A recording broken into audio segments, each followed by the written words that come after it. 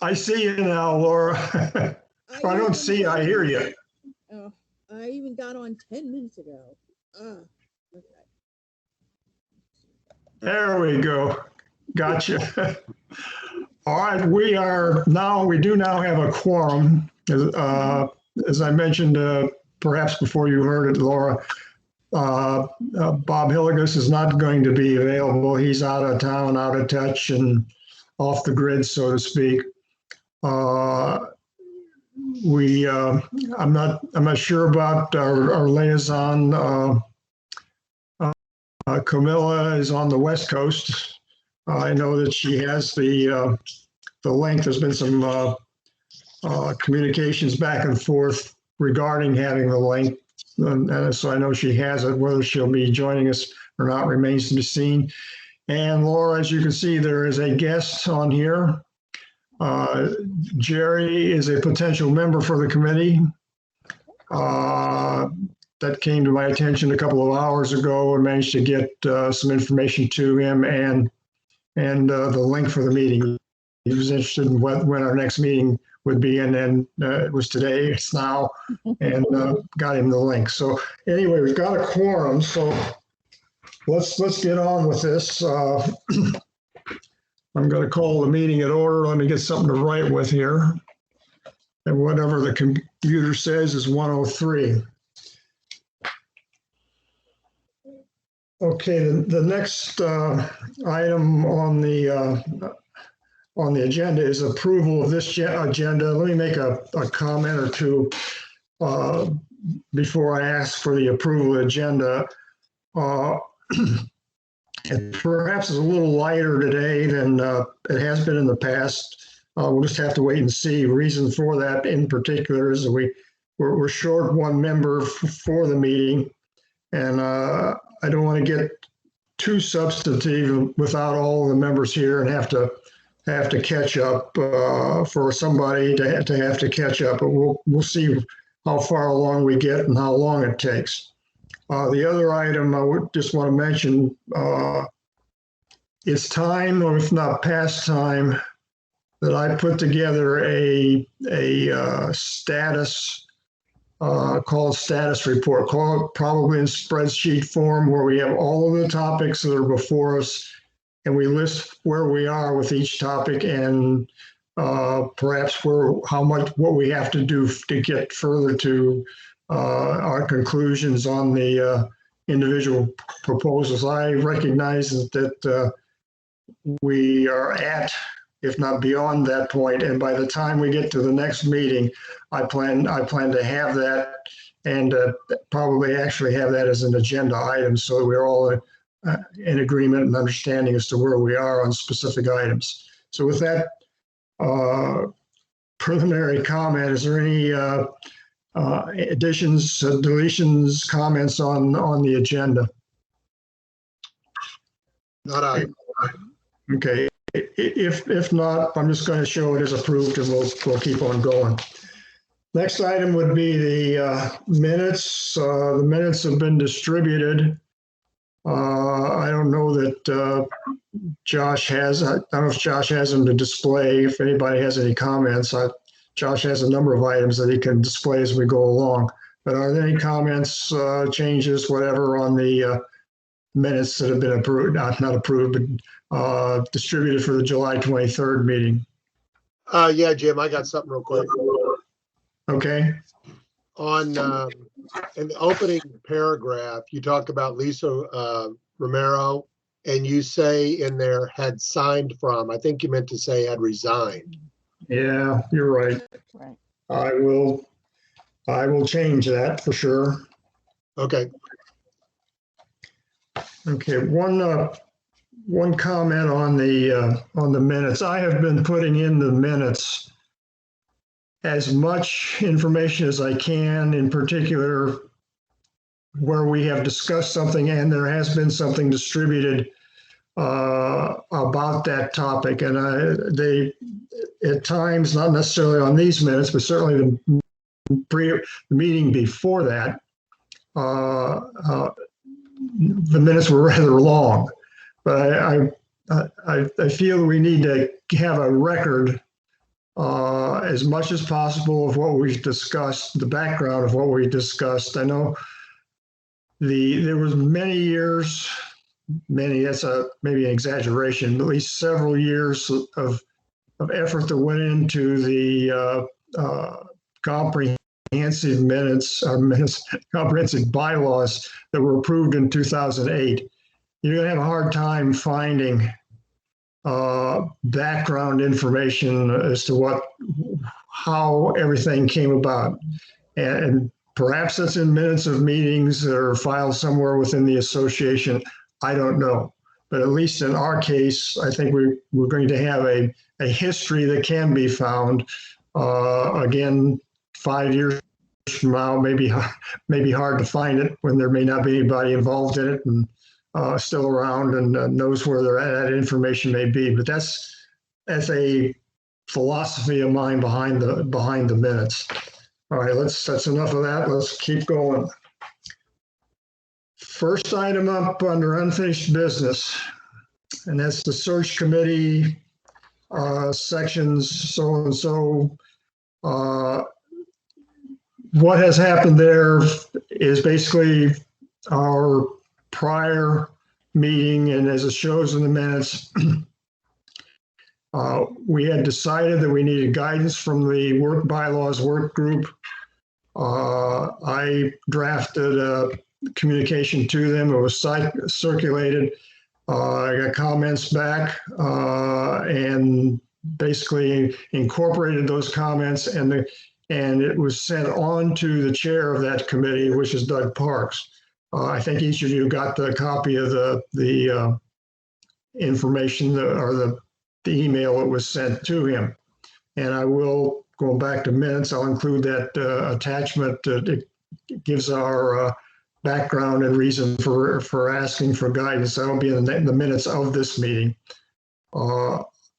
It just went out Monday of this week. I have not heard anything as of yet, and that's going to have to be followed up.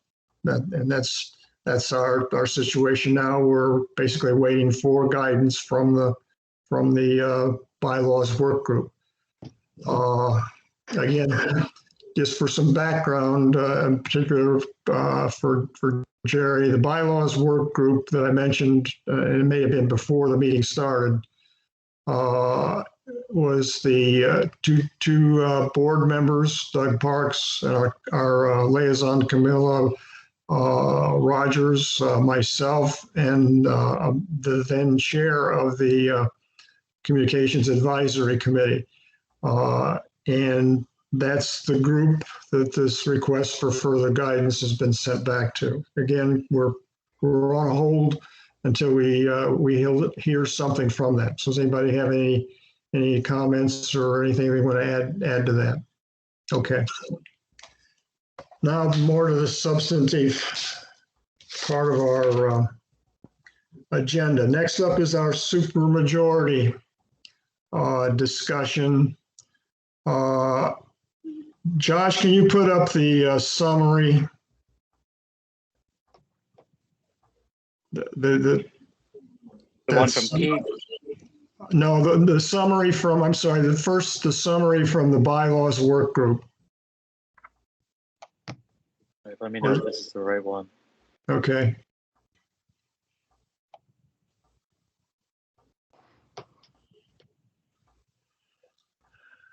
No, that's not it. This one? This is, there you go. Now scroll down a little bit. Keep scrolling down. A little further, come to 508C. Whoops, something skipped there. It's not there. It's not 408. I there. don't see a 508. 408. Oh, 408. I'm sorry. There you go. Thank you, Keith. All right. Just for Jerry, for your interest, this is what we received from the bylaws work group, and what we're going to discuss now is a particular proposal, and that's a revision to the provision of 4.08C in the bylaws. It pertains to referendums, and As at present, a referendum needs to be approved only by a majority of the votes received. And this proposal is to add to it a requirement that not only the majority have to be favorable, but at least 25 or a number, a percent, whatever, whether it's 25% or not is another question. Another requirement would be a certain number of votes received as approved must equal a max on, I'm sorry, a percentage of, or be greater than a percentage of the votes that could be cast. Now, that's what we're considering, and I've probably just confused that for everybody listening, but that's what we're considering, and Keith has come up with a review of what goes on in voting, and I think winds up with an actual proposal, but with my kind of stumbling around here. Keith, would you take it from there and discuss what you sent out? And at this point in time, Josh, if you can put up Keith's summary or proposal, let's go with that. And so, Keith, if you can let us know. Yeah, so next page. So there's a whole bunch of material out there that's available for reading on this issue. It's been studied by a lot of different people. So these are some of the primary references that I use to educate myself on the process and who does what. And the links are in here available if anybody wants to follow up on those. Next slide. So the basic question at hand, and I talk quickly, so if anybody has a question, just jump in. Don't worry about interrupting me. The basic question is a lack of a minimum vote participation a problem that needs a solution? And as Jim pointed out, 4.08 Charlie simply requires a majority affirmative vote of the total votes cast, but there's no requirement for the number of votes that could be cast. Next slide.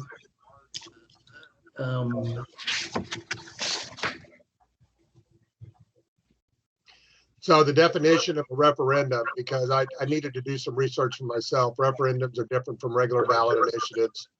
But the basic bottom line of a referendum is that it's that a governing authority refers to the people for a decision for various reasons. And so in Ocean Pines, the board gets the first opportunity to deal with a petition-driven request. And if they can't deal with it or they choose not to deal with it, they can refer that decision then to people for a decision. So that's Keith's boiled down version of a referendum as it applies to Ocean Pines. Next slide. So Maryland law. So first of all, I want to start with the petition requirement because the petition requirements drive your. Can everybody go on mute? We got some feedback going on. Hang on a second.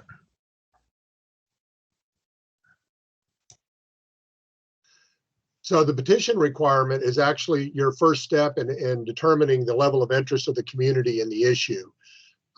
So for Maryland, whenever a referendum has to deal with local public law, which in our case would be Worcester County, the petition has to have be signed by the equivalent of 10% of votes cast for the governor in the preceding election. When I looked at research and studies that have been done that I could find online that were in the reference list, the range for these different petition requirements is from 3 to 10% of the number of voters in previous elections. So it's kind of a standard practice to put a requirement on petitions to make sure that you have a reasonable level of public support to proceed. Next slide.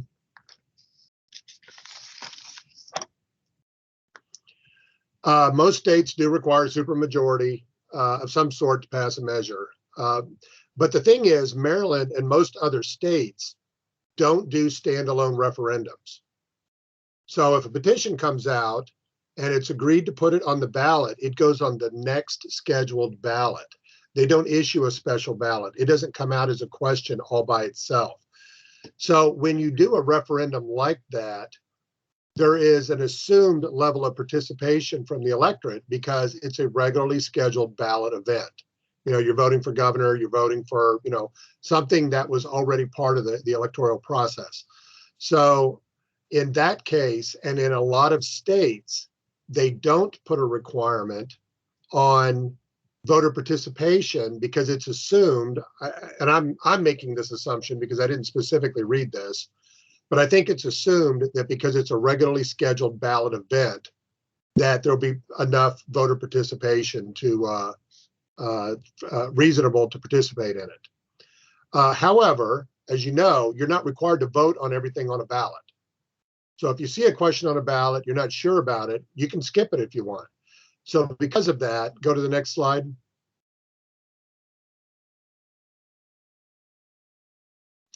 So because of that, there are states that put a minimum vote requirement. And this is a list of those states. And as you look down, basically in that third column, those percentages represent essentially a percentage of the votes available to be cast that have to be cast specifically on that measure, on that referendum question, in order for it to even be counted, you know, for the votes to be counted. So you got 60%, 30, 40, 35. I really didn't understand what Oregon was saying there. It started to hurt my brain, so I skipped it. And then 30 and 51. And so basically the average there, if you average those out, is 41% of available or eligible votes have to be cast specifically on that measure before the measure outcome is even counted and validated. Next slide. So how do we do it? Well, petition-wise, we do pretty good. Because in our petition process, we require 10% of the maximum number of votes that can be cast. And so as an example, if you got 800 or 8,114 OP votes that could be cast, that's the petition requirement's 811. And if you compare that against the average of some of these studies that I saw under a 10% rule, which is a lot of other people require, that would only be 325. Hang on here for comparison. Oh, so for board of directors, and I got this from Josh, this wasn't in the document that Jim provided, but according to Josh, we roughly average 40% voter participation in our board of directors. So that's, for us, that's equivalent to a governor's election. So 40% of 8,114 would be 3,000, a little over 3,000 votes, whereas 10% would only be 325. So our requirement for petition in Ocean Pines is pretty robust, and it clearly establishes interest of the community in whatever the effort is. Next slide. So the problem comes in with the minimum vote requirement, because the current wording simply says any proposal presented requires a majority affirmative vote of total votes cast, but there's no requirement for the minimum total votes cast. And because we allow in Ocean Pines standalone referendum ballots, then that literally means a very, very small number of people with limited interest could cast votes on it. And as long as you had a simple majority of those votes cast, it would pass. Now, that hasn't been the case in the past. We have averaged, I think it's on another slide, I want to say roughly 57% participation in referendums on average. But that's not to say that in the future, especially if we potentially have more referendums because of the new changes to how the board makes financial decisions, which may result in more referendums. And there's such a thing as referendum fatigue, where people just get tired of of having to read them, having decided, having to do research. So it is possible that in the future we could get a referendum passed with a very small number of people making very large decisions for the community at large. Next slide.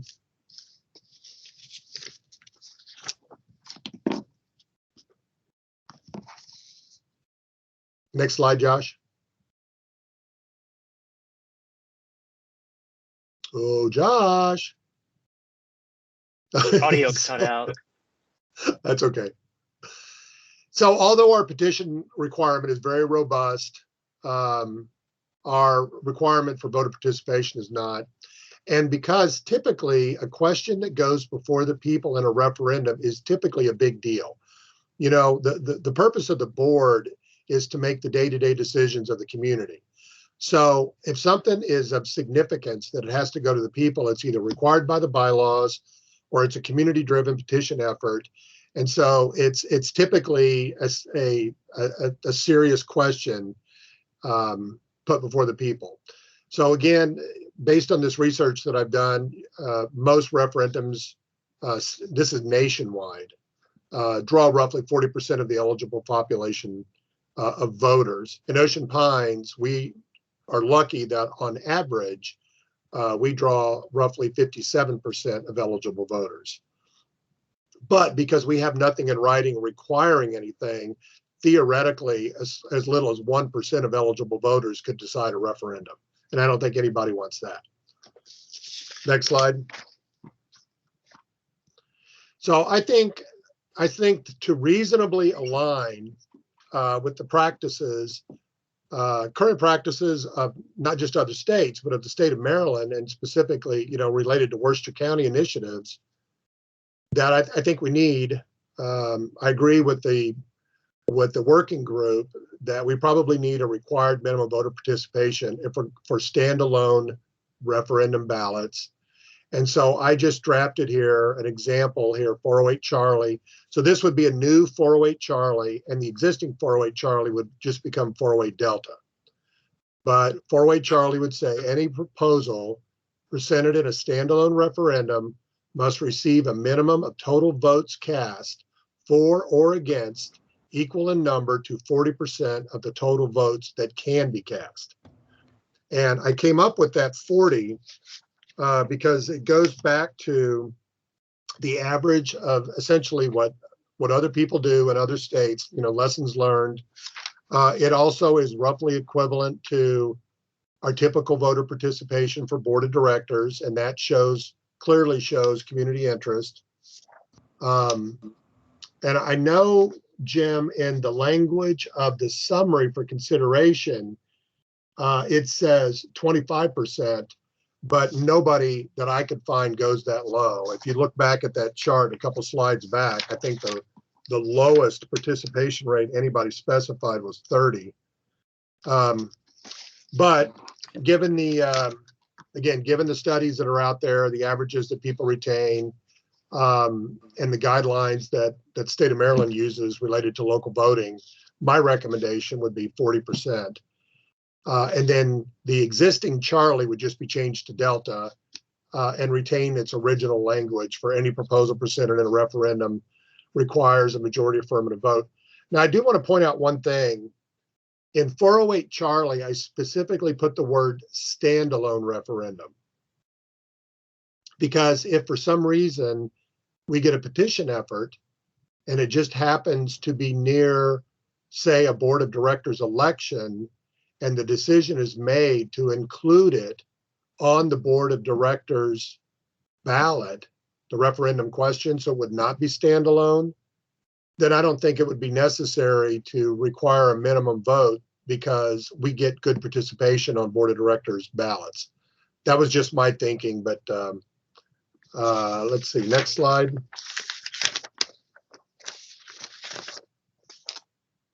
So just as a FYI, and Jim put this information together, but looking back at past referendums and assuming that this language, this 40% language, had been in the bylaws, then the referendum in August of 2008 for the bylaws major revision would not have passed. because it only received 39% of the eligible votes. So that's just an FYI for comparison related to this issue. And then I only had one last thought, and then we'll open it up. We'll all talk about it. So 407 alpha assumes that whatever question is going to be presented on a referendum is a yes/no question. It's a binary question. And I just think that maybe this is something that should be considered or possibly passed back to the working group to consider, that again, because of the change related to financial decisions and the possibility that in order to work on future projects that go over the financial minimum that was voted in last time, we potentially could have more referendums. And these referendums may not be in a yes or no format. They may be, the board may come up with option A, option B, option C for how to fund this particular project and present that to the people. And typically referendums like that are rank ordered. You know, my number one option is this, my second option is this, and then that would give the board the ability to go back and move forward with, the number one option that people picked or the number two, et cetera.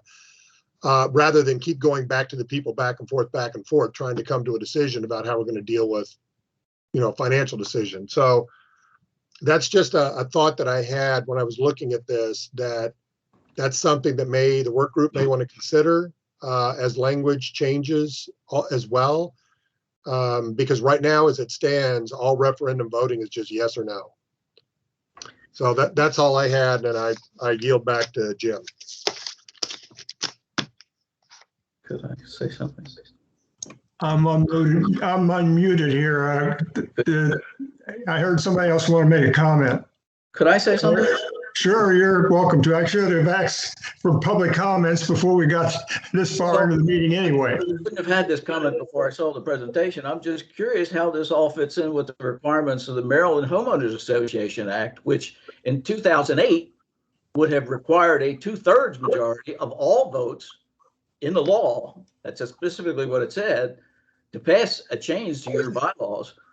And now, recently, they passed a change that it says 60%. Maryland law says 60% of all votes. Yeah, I've had some commentary on that. I can show you where it is and actually show you. Somehow we're feeding back here. I'm not sure what's happening.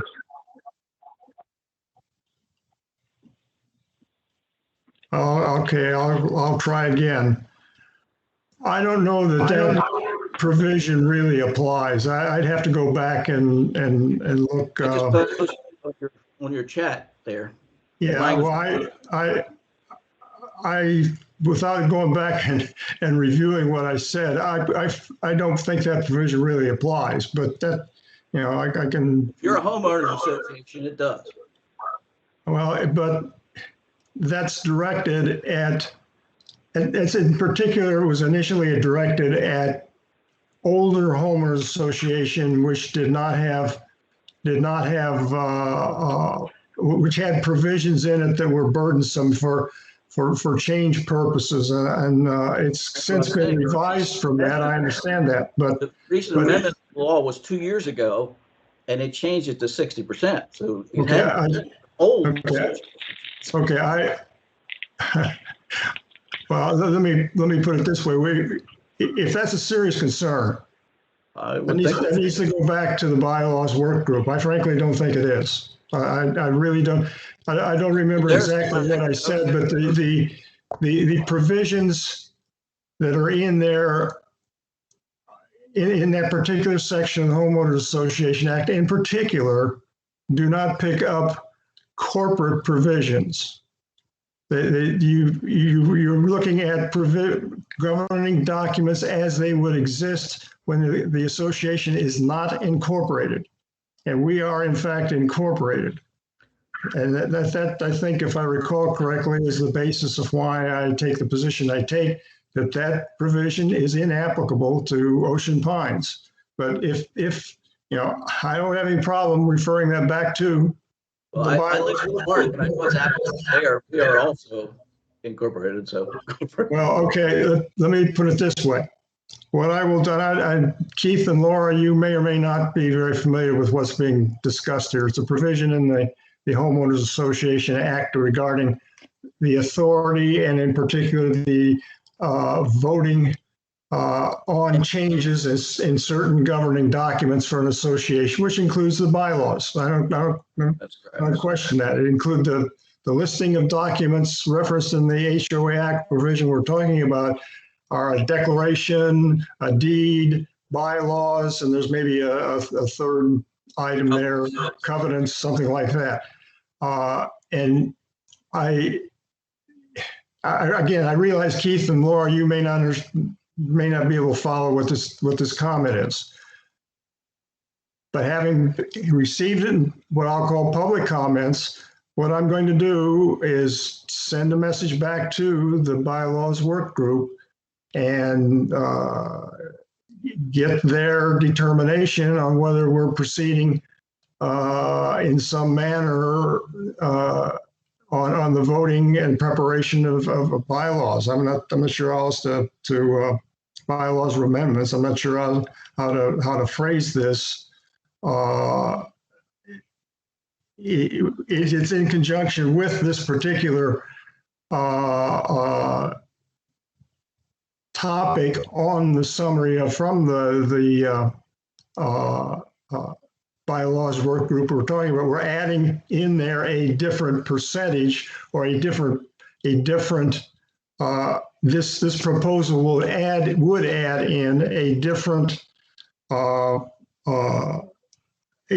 success criteria that nominally could be seen as a violation of this particular provision in the Homeowners Act. I'll take that as a public comment and send it back to the work group. But let me amend that just a little bit. What I'm saying is that if when you put that part of the bylaws in, that you change it to what the current wording is, if that was done with a 2/3 majority, then you'd probably be okay because it allows you to be lower than 60%. But if you didn't have a 2/3 majority, then you're making yourself open to a challenge now. Well, okay, we're not gonna. This committee itself is not going to resolve that issue, I don't think. And without, I'm just giving you the information, you can take it from there. Well, what I'm going to do is send it back to the bylaws work group as a comment that's been put in front of us, and let them give their opinion. Now, what I will do before I send it to the bylaws group, I'll circulate it to the members of the committee. So among other things, so you understand what this is all about, or at least try to put it in some context that there's an understanding. But again, what I'll do is take this as a public comment that came before our meeting and feed it back to the bylaws work group. Good enough. Okay, let's get back to Keith's proposal.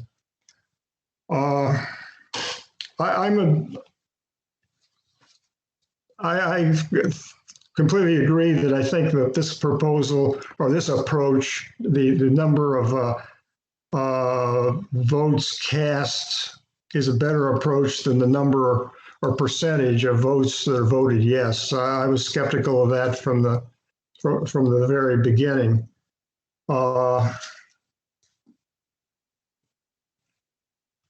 One other item I want to put up for, well, a couple of items, but one in particular.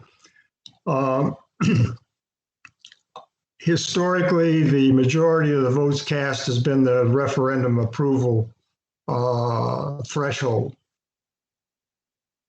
Anybody have any comments about, is this going to be a change that goes beyond history and one that could be difficult to grapple with? I don't want to be against change, but this has been the majority of votes cast has been the way the bylaws have read since at least 1982. I can't go back prior to 1982. I just don't have any information. And if anybody wants them, I can send you a copy of the bylaws as they existed from 1982 until 2008. But the majority vote of those cast has been the sole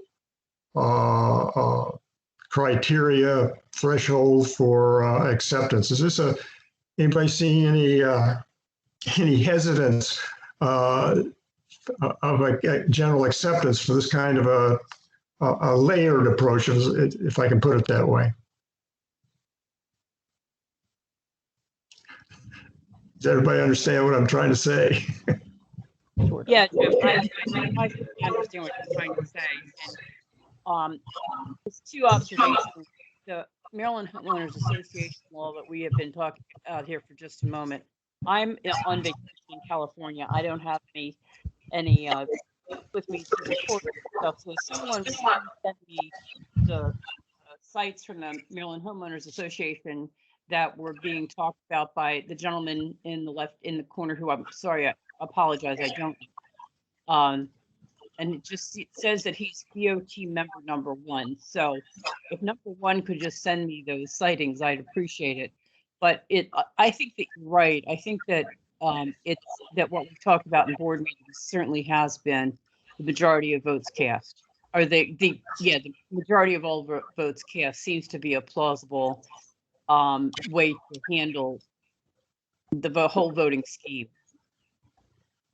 Well, it's Camilla, I didn't realize you had joined or when you joined, and welcome aboard. Thank The gentleman in the screen is Jerry, who is a potential member of the committee. Oh, welcome. I got notice information that he was interested a couple of hours before the meeting, got the link to him, and he's joined us. And I want to back up real quick. Again, I didn't notice when you joined the meeting, but the search committee issue has been referred back to the work group. You should have gotten that same email that went to Doug Parks. Right.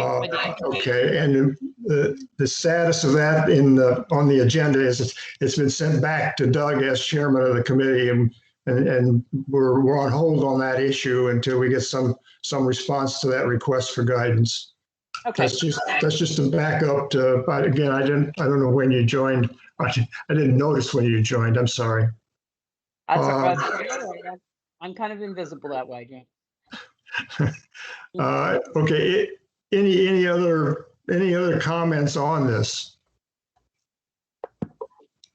Okay, I don't have any problem with continuing forward with this as a proposal. But Keith, you mentioned perhaps guidance from the bylaws work group on this. I want to go back to that as to understand what you may have been referring to there. You go ahead, Keith. For some reason, my computer just slowed down to a crawl. I'm not sure what's going on. I just simply meant that, because we don't make the final decisions related to these issues, that, whatever our recommendation is, I would imagine goes back to the bylaws work group for consideration and approval to move forward with actually changing or drafting a change to the bylaws. Okay, let me try to kind of rephrase that a little bit differently. They have made a specific, or maybe I'm not sure that I should say specific, but they phrased their proposal in terms of a number of, or percentage of yes votes. We're proposing something, or at least considering on proposing something, and maybe I should say it that way, a different approach to that. And I think it can be properly said that we should feed back to them, okay, we see what your proposal is and we have concerns about that or think it can be done better. And this in basic forms is what our proposal, what we're discussing as a proposal at this time. And get some feedback. Are they think we're on the wrong track or not? That's my, that would be what I would consider or trying to think of the right way to say it now. That would be what I'm proposing we do. And maybe Camilla, you might want to, you're on that work group. Are we out in right field by essentially coming back to the work group and asking for some further input on their side? No, I don't think so. I think that's fine. Keith, go ahead. So on the summary sheet of all the issues, it says 25% of the total number of votes available, not the total number of votes for. So the way I read that is it's essentially the same thing I'm saying, just a different percentage. So I'm saying a percentage of total number of votes available, but I'm saying 40% based on what I've discovered. And the recommendation, as I'm reading it in the summary, is 25%. Okay, I I'm think looking it's for, the same approach, just different percentages. Over. well, they're looking for, I finally found my copy here. Excuse me. Total votes cast must be at least 25%. Okay.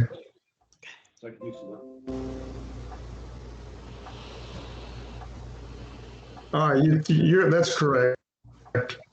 I'm misreading that.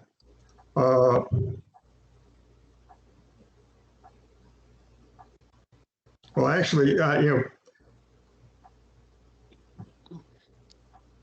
never expressed or personally viewed the 25% as a fixed part of the proposal. I always looked at that as a negotiable or adjustable, perhaps. Well, and I assumed that that's what our tasking was, to take a look at how that fits into the bylaws. Does that make sense? And so the research that I tried to do was to try to determine whether or not, I mean, I don't know whether 25% is, at the time made sense or not. I think since doing the research and reading the different studies that I've read, I personally think 25% is way too low. But the basic approach, I think that the board was, or that the work group was looking at, was putting a minimum participation vote requirement in there. So it would just be a matter of what would be the percentage that would be appropriate or legal for that. Okay. We are obligated to go back to the work group with our proposals. At this point in time, and I know we're one committee member short, but in making a decision, and we can always, at some point in time, before it actually goes to the board, change our minds. This doesn't have to be a final decision today, but we can go back to the work group at this point in time if the committee feels that we're at this point, and say, this is our proposal. And it differs somewhat with what they have come to us with. And we're obligated, I think, to go back in a situation like this. Are we prepared? I can convene a group of them and we'll get this reviewed and then hopefully get it back to you before the next meeting. Okay, well, I'll go ahead and I will send this around real quick so that the committee gets a look at it before we send it out, and then I'll send it on to the work group. Okay, thank you. Is that acceptable approach for everybody? Yep, works for me. All right. Let me get back to the agenda. All right. The next item is to revisit something we did. Yeah, we did at the last meeting. Josh, can you put up that, the title is Proposed Revisions to 301C and 502A. Okay, in particular, what we want to look at, and I'll explain what's going on, what's happened at 301C, the A and down where it's got the red added in, and then you'll see some brown font in there as well. What I did when we were discussing this last time, what I did not remember in real time, that there is also a reference to this existence of a violation declared by the board. Not only is there a we're going to add in there in addition, in accordance with sections of the various sections, DRs.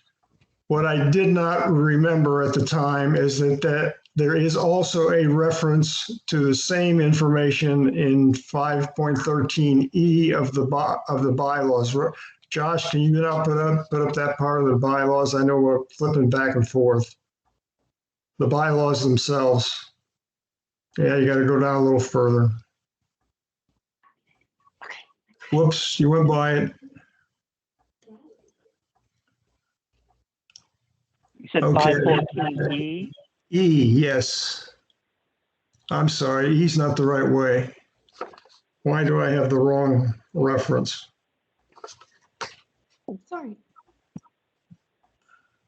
Hang on a second. Oh, I thought I had all this checked out.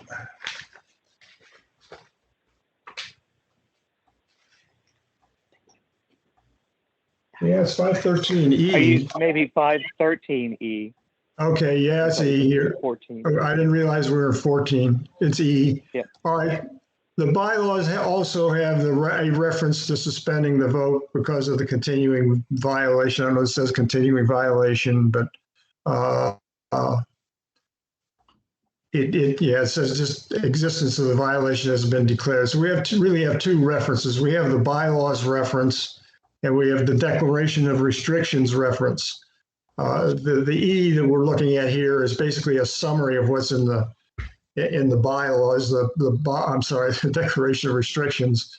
The declaration of restrictions is several subparagraphs longer, actually. We either need to pick one and use that one in that proposed change, or refer to both the declaration of restrictions and this bylaws reference as well. My preference would be to simply refer to the 513E that we're looking at and not refer to the declaration of restrictions. This provision, this also refers to the declaration of restrictions, so you've got to step from one to step to the other anyway. Again, it's up for discussion, other than the fact that what we originally agreed to allow 2 weeks ago needs to be revised in one way or another. Josh, can you put that back up? That's the proposed revision. No, not that one. Keep going. There we go. We need to either change where we have the red in accordance with 513E, section 513E period, or continue on and say, and the various section declaration of restrictions. I would prefer to put the period at the end of the 513E and only refer to the bylaw section, which in turn refers to the declaration of restrictions. Again, this is one of those that we have preliminarily agreed to, and we can also come back. We will have to come back at a later date. I'm just talking about cleaning up what we did last time. I think we need to clean it up. I agree with that. Okay, Laura, you have anything you want to add to that? No, I'm good. Okay, well, let's consider that done. We'll stop at the reference to 513E, and that'll be our proposal as it stands before we continue on at a later date to formally approve what we're going to propose. Okay. The next item on the agenda is the 5.11 provision. Josh, can you put up the, let's go to the bylaws if you can, provision 5.11. 1 second. No, the bylaws, okay. 5.11. 511. See Yeah, that? it's probably on two different pages of the bylaws, but it's 5.11.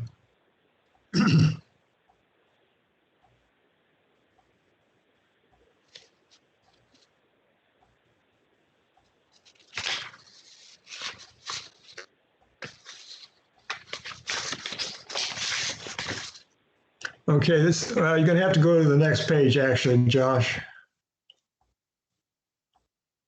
Where it says members of the board of directors. Okay. The proposal from the bylaws work group is to not list the golf, swimming, tennis, et cetera, as is listed here, and instead put in there provided with a family membership for the amenities in the association. I don't have well, hang on a second. On the summary as it came from the work group, they wanted to read,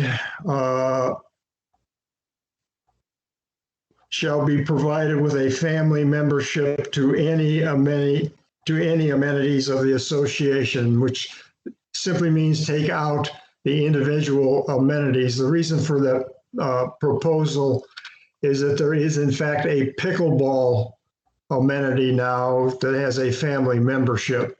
And the change being proposed would be to avoid any future situation in which there's another amenity added or an amenity deleted from what the current list is, or would be pickleball if you added pickleball.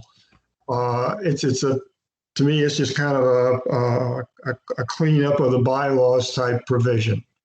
And then this is one of those secondary proposals that I don't think requires a lot of consideration. So I'm offering this up today on the agenda for us to consider. Anybody have any, again, the comment or the proposal is to basically to limit the listing of amenities and to say that family membership to any of the association amenities. So question then, the way that's written, do they get a family membership for each and every one of them, or just the ones that they are choosing they wanted to maybe benefit from? Well, the way I understand it, and Camilla, you maybe want to comment on this. It's the latter, Lisa. Laura, I'm sorry about that. Yeah, I mean, for us, I don't golf. I don't play paddleball, so I have tennis and swimming. It's my understanding it's basically they can choose any of them that they want. You don't get them all. You get what you choose. Right. Okay. That would make more sense, and maybe that needs to be implied there, that it's not a family membership for each and every amenity out there. Just a thought that. Okay, Camilla, can I ask for your comment? What if we propose something like offered a family membership? I think that Laura is right about that, that the members of the board of directors should be provided with a family membership at the amenities that they have chosen, or at the available amenities. I don't think we need to go into long detail about it. It's just that you can choose what you want. You don't get all of them, but you can choose what you want. Yeah, well, to a certain extent, I don't know that it makes a whole lot of difference. It's there, and they can use it or not use it. If you don't play golf, you just don't bother with it, or you won't get the cards or the paperwork or the whatevers you have to be a member. Same as if I was going to get a membership. I guess I get some kind of a golf card or swimming card or something like that. I don't know. I don't. No, I mean, as a part of this work group, the only thing we were trying to do was to clean up this. because there may from time to time be new amenities introduced and there may be amenities that are removed. And just in this last year, we have platform tennis now, we have paddleball, we have, well, paddleball's been there, but we now have platform tennis, we have timeless tennis, we have all of these other kinds of things that are going on. So it's just that a board member may choose from a list of amenities and be provided with a family membership for the same. Yeah, I think we can, I don't think we need to try to get into how it's practically administered. That's kind of what we're doing, and go with the change as suggested from the bylaws work group. Any comments on that? Because if not, what I'll do is check this off as one we've tentatively agreed to and continue on. All right, let me get my agenda back out here. Papers are starting to fly all over the place again. All right, the next one, and if you can, Josh, if you can go in the bylaws to the officers of the association, I think is the article, something like that, and it's paragraph 606A.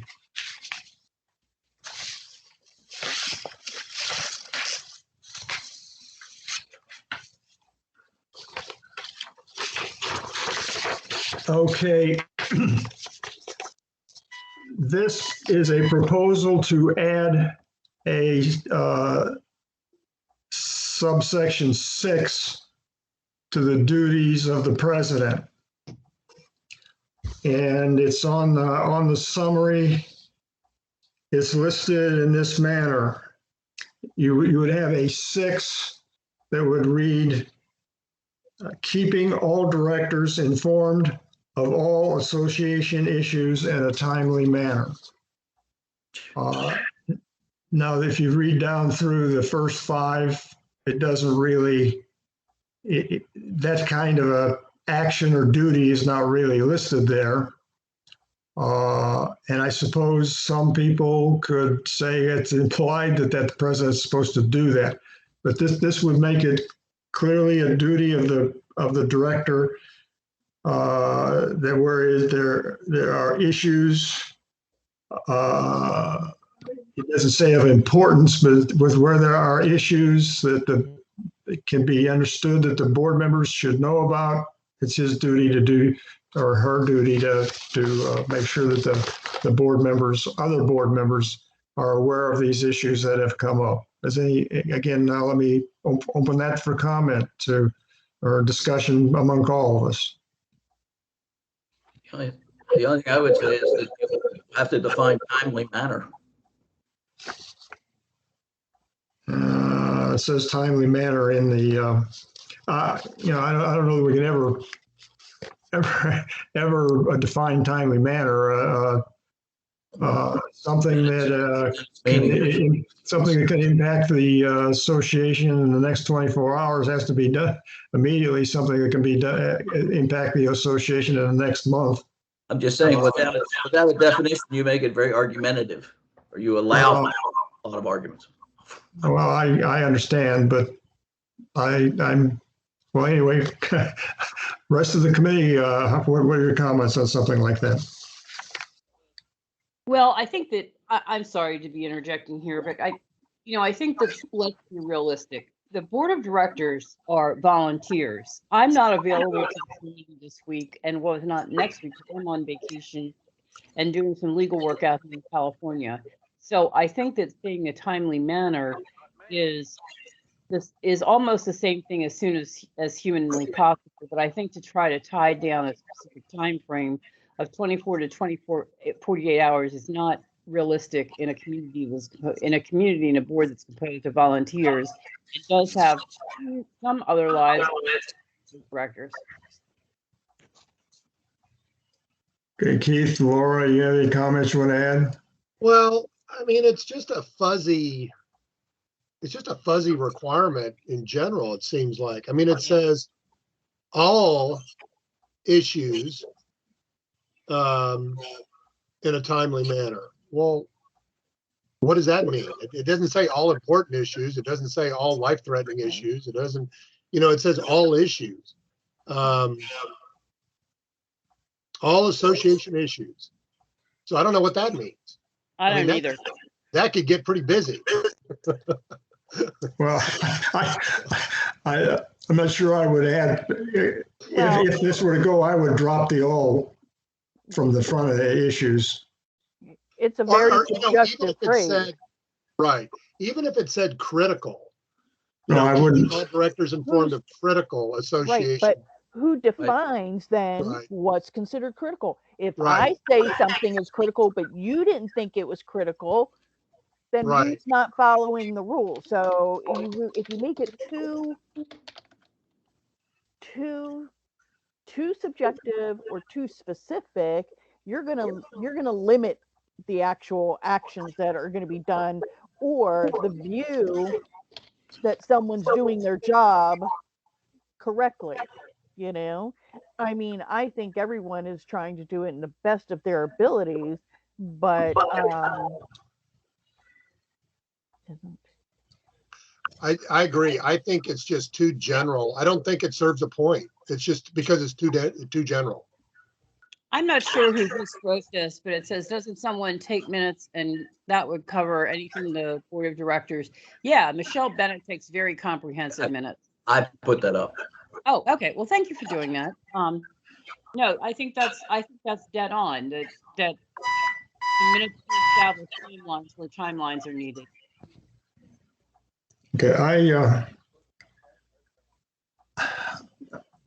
Okay, my thinking is that, look, if the board, the other 6 members of the board are surprised by something, they gotta address that with the president and get it straight right away and get it straight going forward. At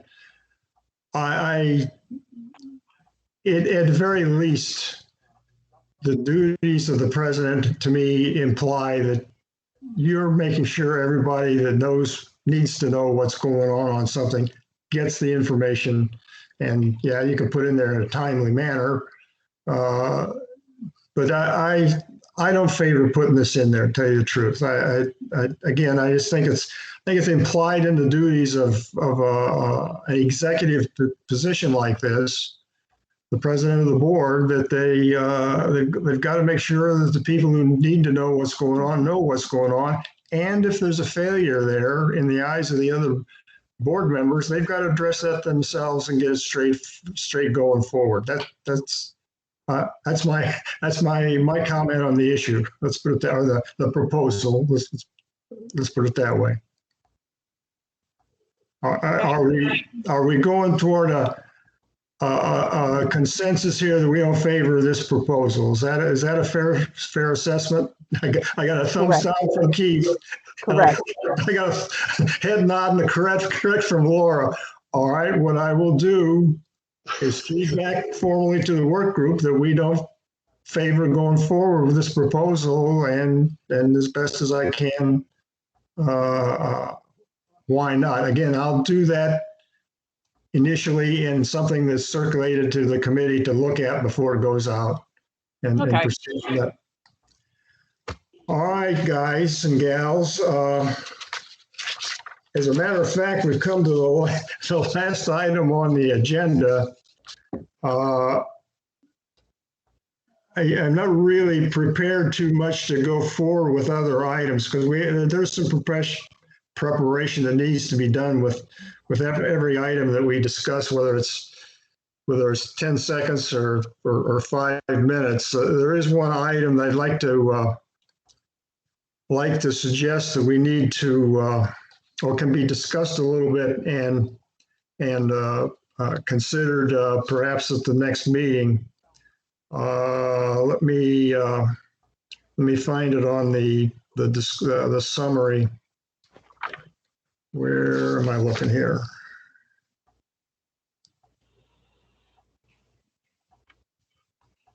Why can't I find what I'm looking for?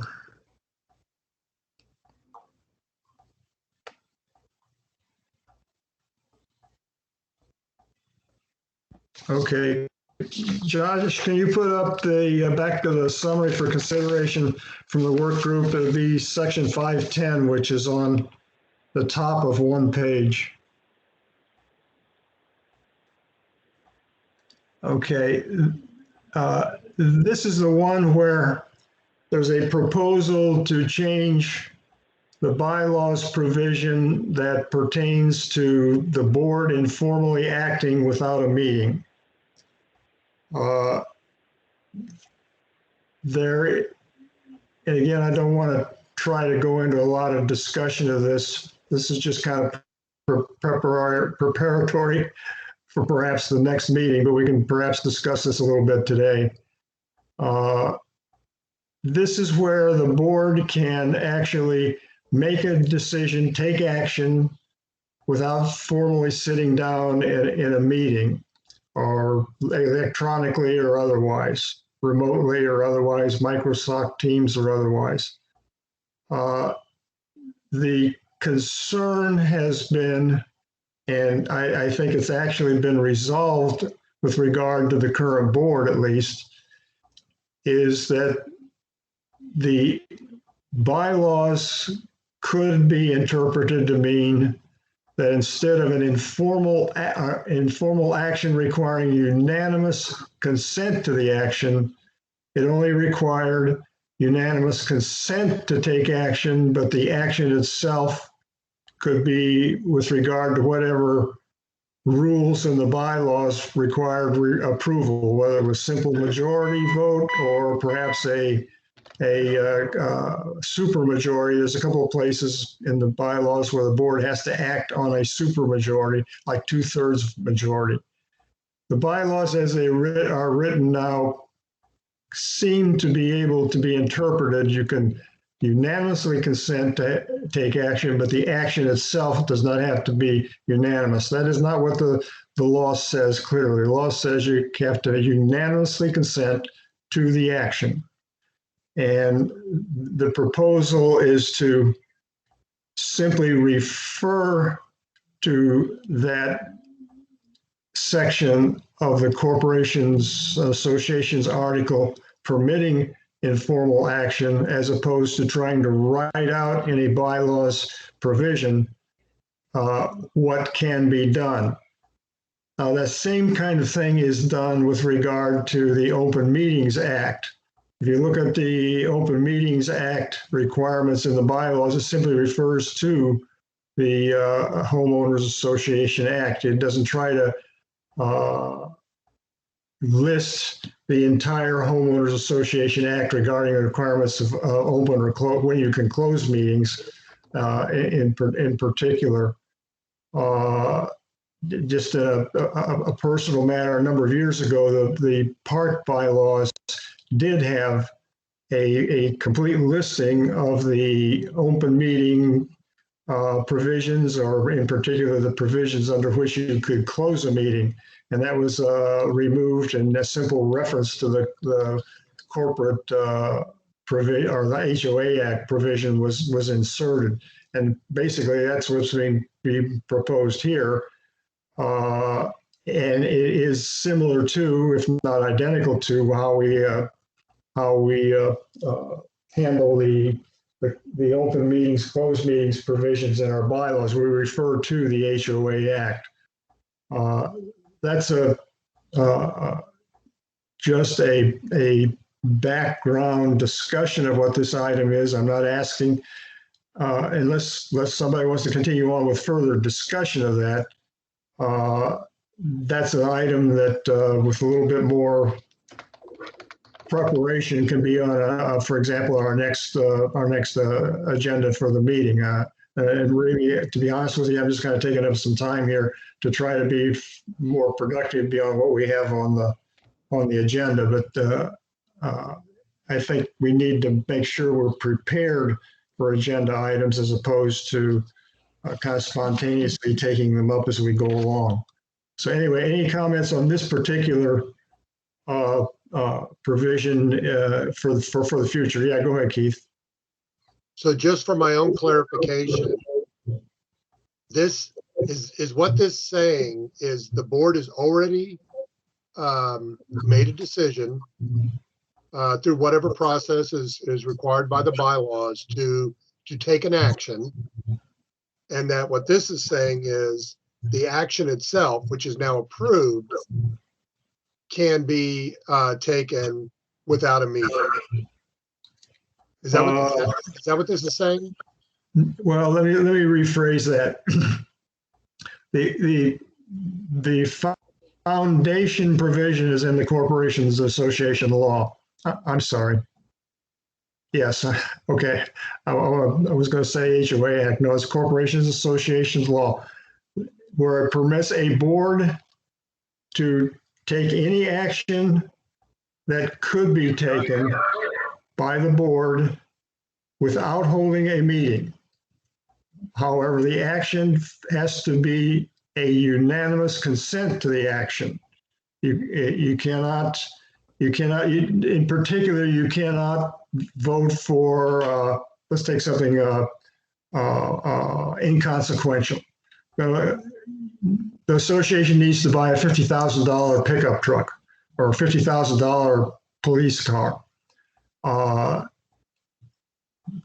The approval of that can be done without a meeting as long as each board member unanimously consents. It says in writing, which can be electronic, of course.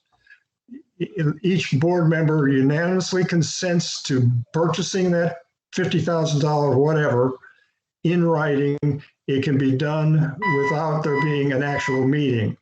That beeping is me, guys. You can disregard it. It's a device that I have that's telling me that's not happy with me. The concern is that the bylaws have been written such that you may interpret being able to do the action by unanimously consenting to take it without a meeting, but the action itself, buying the truck, can be accomplished by less than unanimous consent. There could be a member who says, hey, we're a member of the board that says, hey, $50,000 is too much. I'm not going to approve this. Well, it can be approved, but only in a meeting. It can't be approved without a meeting. And the bylaws have been a little confusing. So was that Camilla? Did you want to say something? Yeah. Jim, I kind of am of a mind that some of this evolved from taking an email vote on whether, I'm not sure exactly how to phrase this, that when there is an opportunity to meet and do something about it, we can take an email vote, and as long as the email vote is unanimous. Or am I confusing sections here? No, that's correct. You're in the right section, I think. But you're in the wrong article. It's also in the Homeowners Association Act, under the real property article. The same language. But the Corporations Association Act permits action without a meeting. Mm-hmm. However, that action must be consented to unanimously. Now, what the board has been doing Right. is effectively a two-step process, and that's fine with me. I'm not concerned about the two-step, but the first step the board has been doing is agreeing to take action in an informal action manner. Then the second step is the actual, if you will, vote on what the matter is, what the motion is, to put it that way. That must also be unanimous. And what had happened at least once is that there was a lack of unanimity on that action. And if you read the bylaws provision, hang on a second. I'm going to have to sort my way through it here. What the bylaws say: any action required or permitted to be taken at a meeting of the board of directors may be taken if a unanimous written consent to take action without a meeting is signed by each director. So far, so good. No problem. Then what it goes on is the consent and action taken shall be filed with the minutes of the next board meeting. No problem there, except if you read the consent must be unanimous, and the action can be whatever vote is required for approval under the bylaws, that part is not correct. The part where I just read into it, which is not there, agreed. The action taken is taken using the vote requirements of the bylaws. That if you read that into it, you're not following the law. The law is that it must be unanimously consented to. Apparently there was confusion over that at some time in the past. Yes, you're right.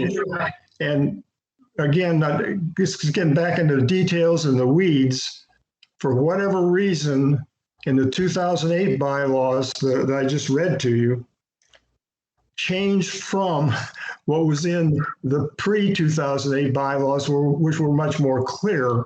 In this, it's got to be unanimous consent to the action. That's the key, unanimous consent to the action. This proposal is simply to make sure that it's understood that it's unanimous consent to the action. And if you go to the code, there's no question in the code provision, it's unanimous consent to the action. We're kind of beating this together to death there that I really hadn't intended to, but maybe we're advancing ourselves in a later, more formal agenda item consideration.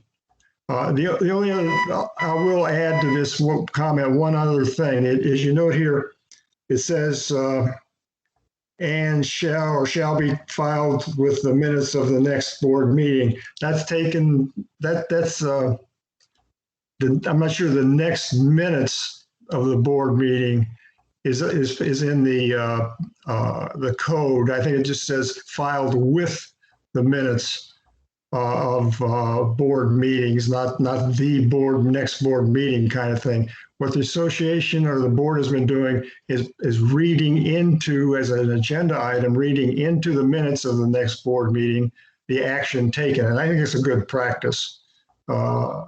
Whatever change, if any, is made to this provision in the bylaws, I think putting in there incorporated it into the minutes of the action will be identified, incorporated, whatever words may be used in the minutes of the next meeting. I think that's a very good practice and should be continued. But again, we're into the weeds here. I hadn't really intended to go in this much detail on this item, but if it helps us further in the next meeting, that's the better, more the better, so to speak. Anybody want to, I'm not looking for any kind of action unless somebody wants to consider that we've made some kind of an agreement here. This has been informational discussion only, as far as I'm concerned. I'm getting my two committee members shaking their heads and saying, yeah, that's good. This needs to be continued with all committee members at the next meeting. And with better preparation. If we all be better prepared, let's put it that way. We've reached the end of the agenda. There are a number of. Sure, I should have gone on to say, anybody want to talk about anything else? Go ahead, Laura. Keith does. No, Keith does. I was just saying, Keith had his hand up.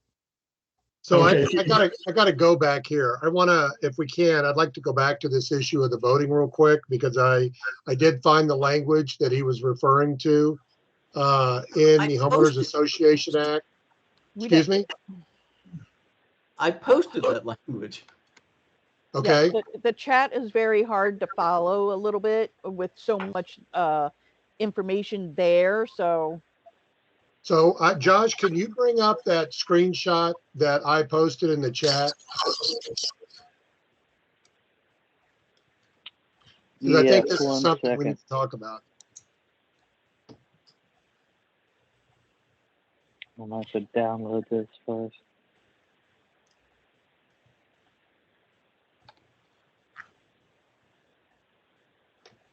So unfortunately, and unless unless in the text, there we go. So in the applicability section, it does have a deference for an association, which I'm just not informed enough to know whether or not that applies to us or not. But just assuming that it did apply to us, then this does indicate that if we don't have something in writing to the contrary, it appears to me this says we got to have 60% of the votes to amend governing documents, aka the bylaws.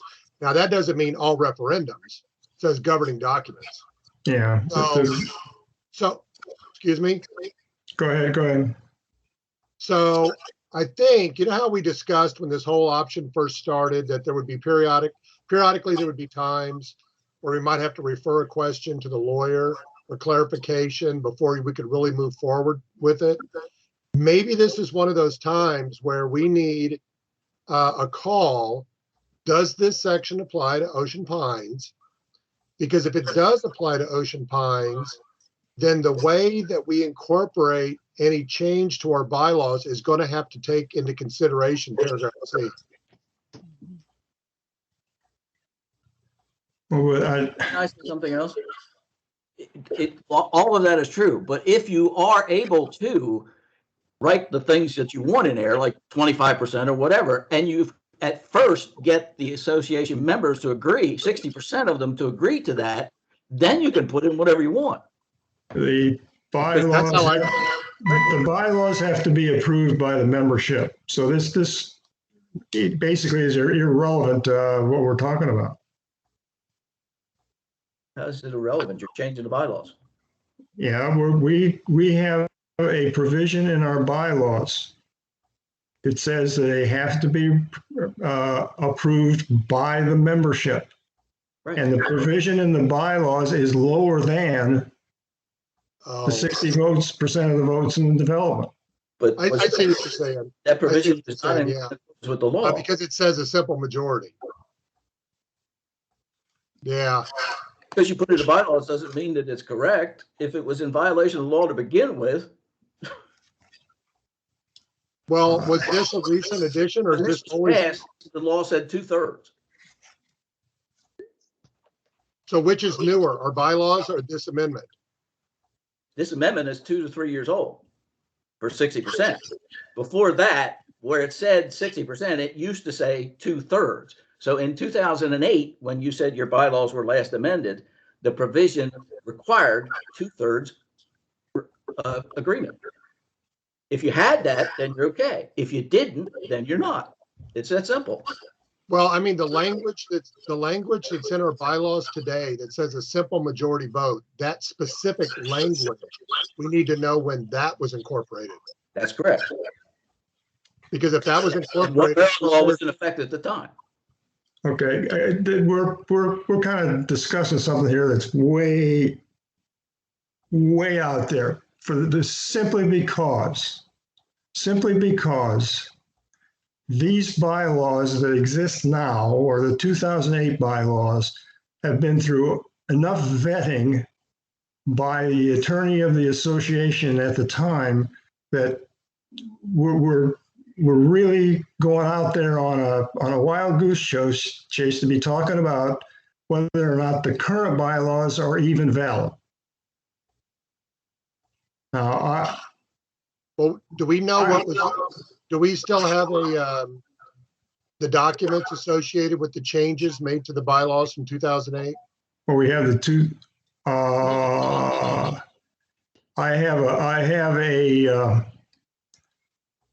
have what should be an accurate red line of the changes, meaning the bylaws as they existed.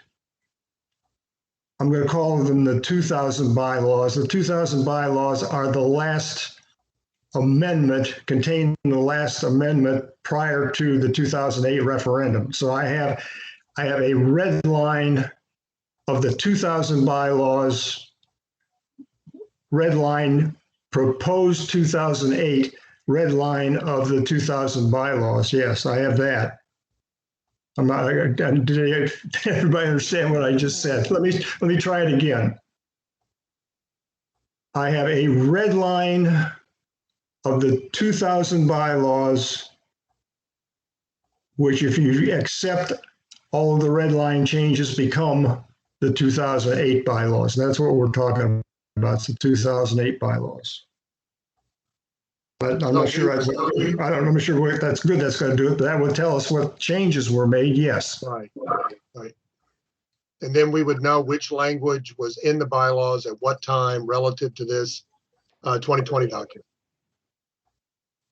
I was going to say 2008. I'm not sure where 2020 came in, Keith. Oh, this version of the Maryland Homeowners Association. Okay, yeah. I don't have the law in front of me. If you go back all the way to the beginning of that code provision, that code provision had dates with regard to associations formed before like 1960. Now I think that the dates that we're talking about come after that date, but the origin of this provision in the code specifically referred to associations formed before 1960. I might be misstating the dates. The original purpose would appear to be those associations that came into being and are considered to be homeowners associations came into being many decades ago and had various provisions in them that were very limited perhaps to who could actually affect what was going on in the association. And I assume that there were problems associated. If you go back, and there are legal cases that go back decades involving those kinds of associations. And I assume that provision, I don't know, I assume the provision we're talking about originated with trying to mitigate difficulties from the fallout of problems in those associations. I don't know. But again, I'm Laura, go ahead. No, I'm Oh, I'm sorry, Camille. I'm sorry.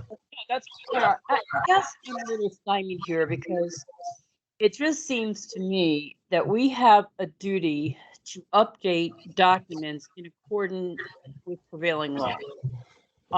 So if the Maryland Homeowners Association real estate article is what we need to follow, then shouldn't we be updating our bylaws in accordance with that? I don't think, I mean, Jim, I know you know so much about this, but I don't think there is a provision for us to be grandfathered in to the existing statutes. Correct? Not that I can recall, no. Okay. I don't think so. So I guess that we're going to have to make a more detailed study or have our lawyer do that, so that we can come to terms with the prevailing statutes. And I think that's what we're trying to do here a little bit of it. And we probably walked into this, but yeah, but I think that maybe that's called for. Okay, let me make another suggestion here. Originally, I suggested to send something back to the bylaws work group. I have definitely taken a position, and it's been a public one, that this provision is not applicable to not applicable to what we're doing in particular, and it's not really applicable to our association. But I will. I'm going to ask of Laura and Keith. Are you in agreement that we need to refer the question of the applicability of this provision of the Homeowners Act? Are you in agreement that we should refer the issue of our applicability to the board or to Camilla, to me, to be more direct, for consultation with our association attorney as appropriate? I do. Okay. Yes. Laura, you still here somewhere? Yep. I would agree. I would just, as a personal note, I know our guest today has added tons of stuff in the chat. If there is actually, I would prefer to get all of that stuff in an email. It's much easier to be able to refer back to after the meeting and everything like that. So if there are specific articles or whatever that we as a group need to be making sure we have and all of that, that's fine. I'm just saying that the chat with so much in it is, I like to be able to refer back. So And me I'm too, just Laura. saying, Me you too. know, I want to be able to either download the chat for myself, or have all of this information somehow. If Josh saves it and then can email it back out, that would be helpful. Yeah, I was going to say I could do that after the meeting. Okay, thank you. You bet. Okay. In any event, what I'll do is draft something to Camilla's attention, circulate it, and then comments. I'll go from there. Is that okay with you, Keith and Laura? Yep. Okay. All right. Again, we've reached the end of the agenda. Does anybody else have anything that they want to talk about? There, I want to go back over a couple of different things in a minute, very briefly. But any other comments? Nope. All right.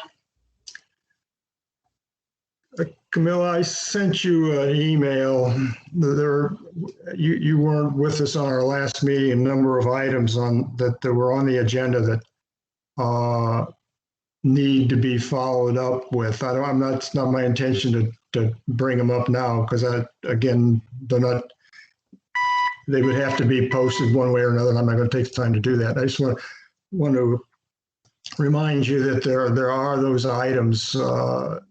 Among them, the one in particular I want to point out is the issue of a need, if any, for the clarification of the secretary's duties in reviewing a petition. And I want to, not to prolong this, but I'll go back to it. Since I got the bylaws relatively handy here.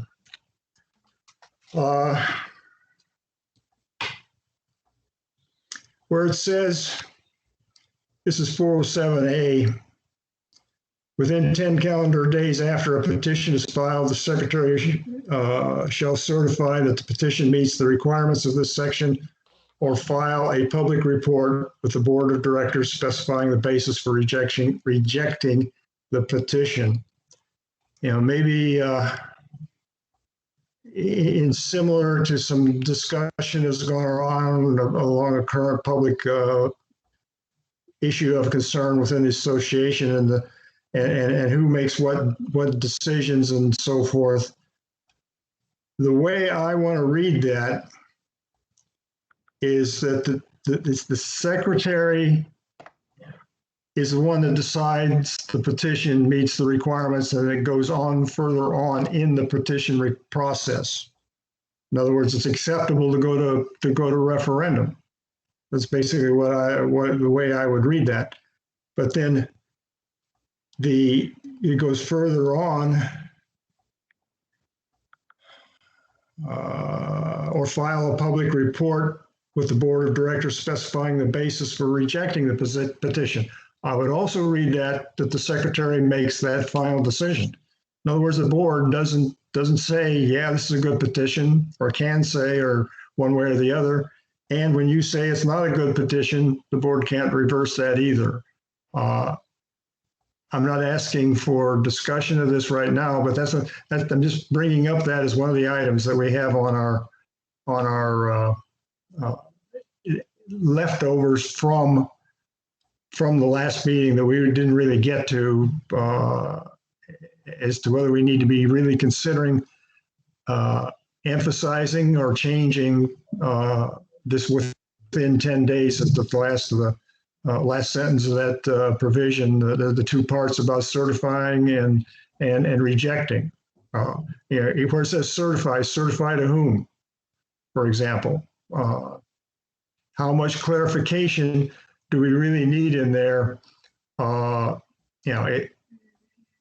Is that something that you wouldn't want to really comment on, or would it go back or would we come up with some kind of a proposal and go back to the work group, say, yeah, you didn't send this to us, but we're sending it back to you. here's what we think. I offer that for some discussion at this time. And again, I don't want to keep prolonging this meeting because we are in fact approaching our informal 2-hour limit. Okay, so Jim, we're looking at 407, correct? That's what Josh has outlined. Yeah, that's the last sentence in there, the within 10 days. Within 10 days after a petition is filed, the secretary shall certify that the petition meets the requirements of this section or file a public report with the board of directors specifying the basis for rejecting the permission. Now, in my year as secretary, I've not had to do that. So I don't have any firsthand knowledge or experience, but it seems to me that the secretary should certify the petition. And I think the last time I saw this done was Slobodan Trendick's petition that Colette certified. Well, no, go ahead. I'm sorry. No, that's all. Well, I think if we go back through the record, the only thing that was done with regard to the Trendick petition, which was basically rejected, is a statement came out after the attorney forwarded his opinion on the petition, or his 2 petitions, but the petition to the board of directors. I think it was it may have been directed to the secretary. I don't think so. I've got the opinion in writing here somewhere. What happened is the association really released a rejection statement, and at the bottom of it, it said the board has no further comment. There was never any mention of the secretary rejecting or filing. Other than that, there was no public report. If you want to call the statement a public report from the secretary, and it wasn't. It came from an association release, and the board won't have any further comment. And if it had been accepted by the secretary, it says shall certify. Well, certify to whom? And I read that the secretary's certification is final. The board doesn't have anything it can do with it. Yeah, I'm not prepared at this point to give a thought on that, Jim. I think I'm going to have to mull that one over. Okay, well, here's the thing. The question really is for the committee: is this something that we really should consider in our bylaws? Our bylaws consider revision consideration. Is there information, or is there sufficient lack of clarity there that something needs to be looked at for possible amendment? And we don't have to be saying yes or no today. We could have discussed that at whatever detail we had available last time, and we really didn't have detail available last time. So we're just kind of preparing ourselves for a future agenda item. Okay. It's kind of the same thing that we've talked about on the informal action provision. I think it's worthy of further discussion. Okay, Me well, too. it'll have to be it doesn't have to be, but it can be retained on the agenda for retained for a future agenda item. Let's put it that way. Yes.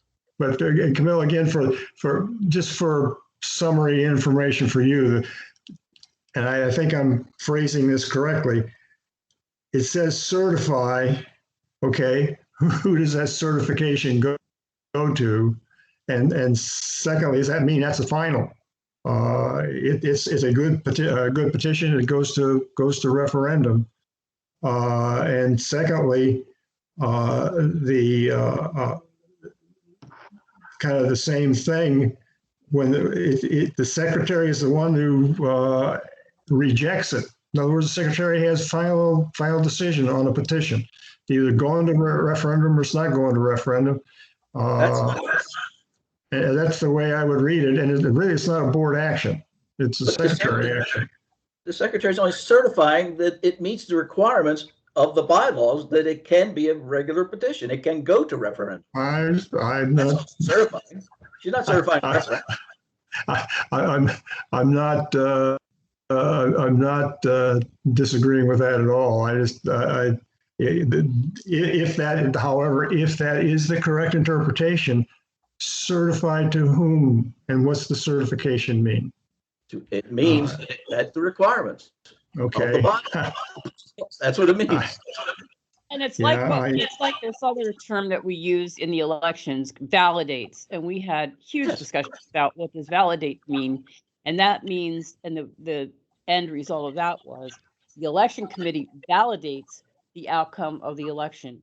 The board of directors doesn't validate the outcome of the elections. The election committee validates by their own counting, by their own gathering together of the ballots, et cetera. So that's what validates means. And I think that our guest brings in a good point, and that is that certification, at least to me, says, yes, this might not be a good or bad petition, but the elements that are required for a petition to come Yes. forward are present.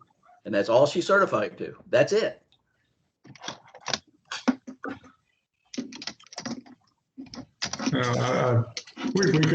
We can debate that or discuss that further when it comes back up. Anything else? Now, I will be back next week. So my husband and I are taking a little bit of a trip up to Carmel by the Sea today. So I am going to hit the trail. Okay. All right, guys, I'm going to consider the meeting adjourned, 2:43. Everybody approved adjournment. Thank you. Let's have an